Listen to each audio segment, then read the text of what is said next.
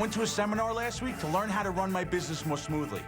And I learned incentive drives productivity. I got a great idea. Employee of the month. I'm gonna give a $500 bonus.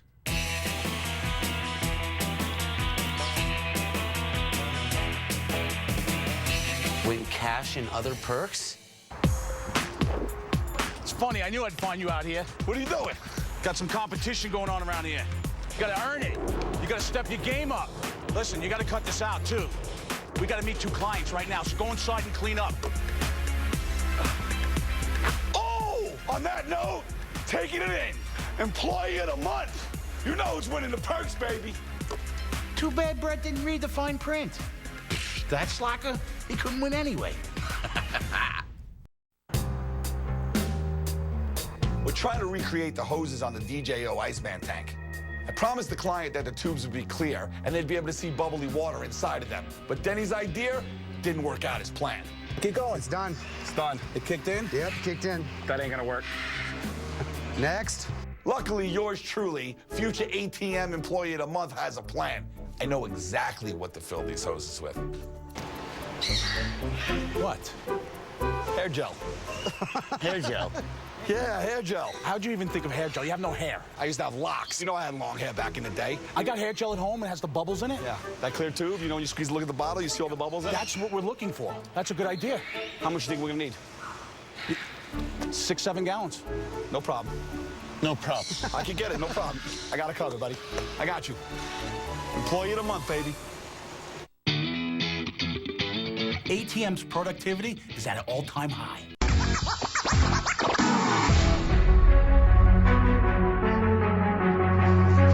Michael Phelps showed potential yesterday on the 2-ball challenge, finishing at 1 over par. This morning, it's back to the range, where Hank has upped the ante. Peter. Morning, Hank. Is this going to be enough? Can we make him bleed today? How many do we have? 360. I wanted to put in a big practice day on the second day. We need to add 25 for every 5 minutes he's late. We got a new rule we're implementing. All right, well, we got to add another 100 then. More balls. More balls. You got it, sir.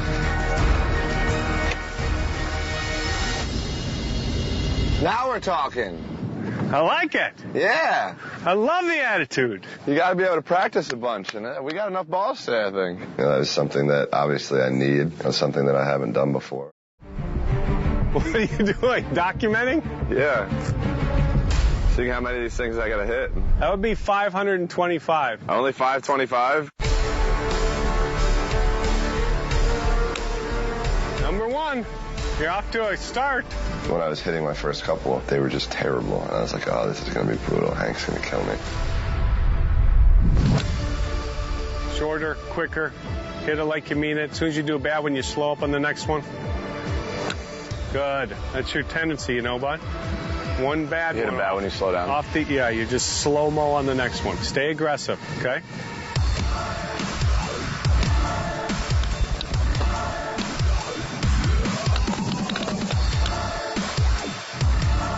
Don't pull that off.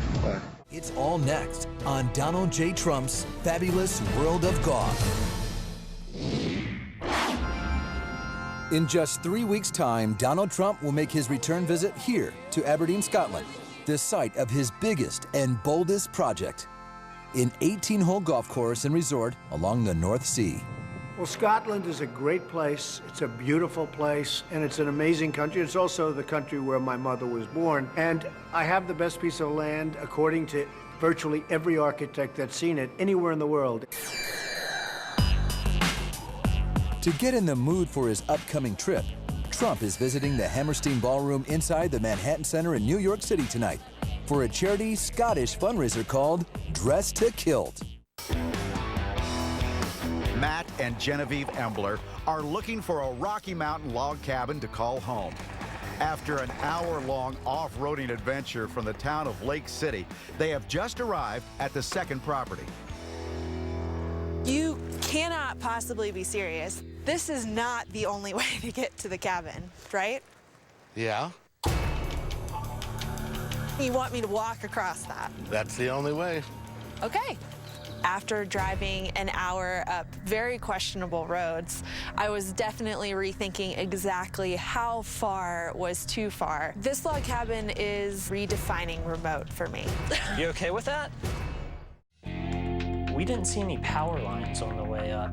Entire cabin's completely off the grid. Off the grid, meaning like no power? There's no power available up here.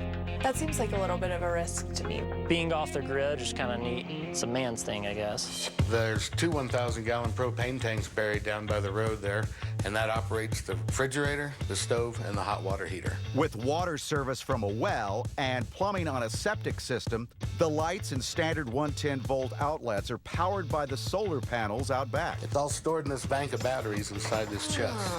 I thought I had been prepared to get out and be as remote as possible, but off the grid had never really entered my mind. What do you guys think? The Scandinavian scribe logs just look beautiful. They're just really like the natural look. Definitely more along the lines of what we were hoping for, but the drive up here was long, and we're probably only going to be able to make it in a 4x4 vehicle. I really am concerned about safety with the bridge, especially if and when we have children. But more importantly, I think for me was the size of the cabin. It's one of those log homes, though, that I feel like spacious enough. When it's just me and you, it's going to be comfortable. Well, Dave, we should probably ask what a beautiful rustic cabin like this is going to cost us. It's only going to set you back. Wow. I was not expecting that. When you see Tyler on the golf course, who is Tyler Lagasse? He's not Tyler Lagasse, the disabled man. He's Tyler Lagasse, a good golfer. For Ron and Deb Lagasse, like so many parents of children with autism, the all-consuming challenge is to find ways to help their child get their arms around the world. All right. That's a good shot. Over that. Good shot, buddy. And Tyler lacked a lot of connections. Golf put those connections together for us. Golf is Tyler's toolbox for processing his environment. Without question, Tyler uses the tricks and the tools that he learns on the golf course for everyday situations. Because think about it. You know, you're under a little bit of stress trying to make that putt and you miss that putt. It gives us a vocabulary. It gives us a resource to tap into for Tyler. Nice. But maybe most importantly, golf has provided what every mother wants. A reliable way for her kid to express his love. Maybe you're taking that for granted. You just come in the door and you get a hug. You know, when you come home from work. You know, I come home from work and I don't always get the hug. And it seems like you can steal those hugs most often after a round of golf. It's sort of part of the ritual. Congratulations after a round. 100% of the time after golf, because he's calm, he's relaxed, he's happy, and he's in charge, and he's in control, and he's the boss at that point. I love you. That's his world. So I'm in. I'm walking through that door, baby. There's an old saying that golf is like life, only more complicated.